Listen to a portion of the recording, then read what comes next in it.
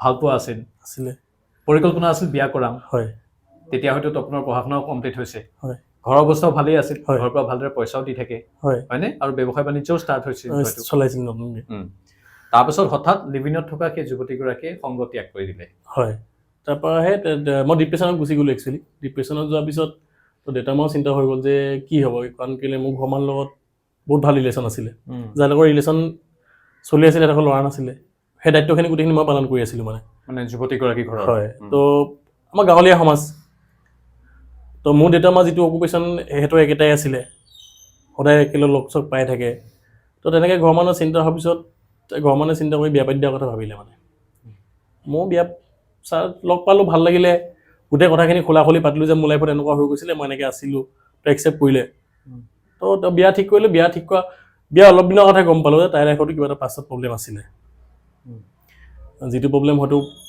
কোনোবাই মানি ল'ব নোৱাৰিব পাৰে কাৰণ আজি তাইৰ লগত ৰিলেশ্যন নাই যেতিয়া মই ইমানখিনি ক'ব নাযাওঁ তো মই মানি ল'লোঁ যে ঠিক আছে হ'ব তাই সংসাৰ কৰিবলৈ তাই যেতিয়া এটলিষ্ট বুজি পায় সংসাৰ কি বস্তু মোৰ ফিউচাৰটো ভাল হ'ব কিন্তু তাই সেই একেখিনি কামকে কণ্টিনিউৱাছ কৰিলে পাৰ্টিত গুচি যায় 2টা বজাত বিচাৰি আনিবলগীয়া হয় যিটো বস্তু একচেপ্ট কৰিব নাছিলোঁ ক'বও পৰা নাছিলোঁ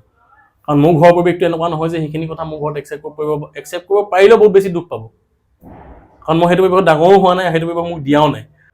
কিন্তু ক'ব পৰা নাছিলোঁ ক'ব নোৱাৰাৰ ফলত সেই ড্ৰাগছত পৰিলোঁ ড্ৰাগছত অকল এইটো কথা এতিয়া গম পাওঁ যুৱতীগৰাকীয়ে ঠগালে নেকি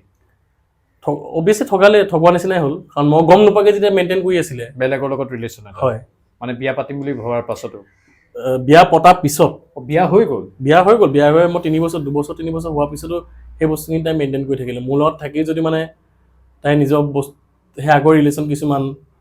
যিখিনি বস্তুত মই প্ৰব্লেম পাইছিলোঁ সেই বস্তুখিনি কণ্টিনিউৱাছ কৰি গৈ আছিলে তাৰপৰা লাহে লাহে কাজিয়া হ'ল এনেকৈ তাইৰ পৰা আঁতৰি সেই এইবিলাক কথা কাৰোবাৰ লগত ডিছকাছ কৰিব যাওঁতে সেই ড্ৰাগছত সোমাই গ'লোঁ একচুৱেলি ক'ব গ'লে এডিকশ্যনটো এইটো বেমাৰে হয় এডিকশ্যনটো কি এডিকশ্যন আপোনাৰ 7 বছৰ বয়সৰ পৰা ষ্টাৰ্ট হৈয়ে যায়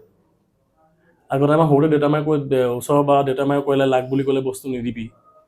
সেই লাগ বুলি ক'লে মই কেতিয়াও অভাৱ পোৱা নাছিলোঁ ক্ৰাইচিছটো মানুহৰ লাইফৰ মেইন পাৰ্ট হয় ক্ৰাইচিছ কেতিয়াও পোৱা নাছিলোঁ তো সেই লাগ বুলি ক'লে বস্তু পাওঁতে কি হয় কিউৰিঅচিটি লেভেলটো আমাৰ হাই থাকে এডিকবিলাকৰ হাই থাকে তো নতুনকৈ কিবা এটা বস্তু জনাৰ ইচ্ছা বেছি থাকে হয়তো মোৰ ড্ৰাগছ খোৱাৰ ইচ্ছা আছিলে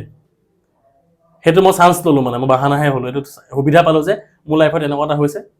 গতিকে মই গুচি যাওঁ মই ড্ৰাগছত নগৈ সেই কথাখিনি যদি ঘৰৰ মানুহৰ লগত আলোচনা কৰিলে নহয়তো চল্ভ হ'লহেঁতেন চাগে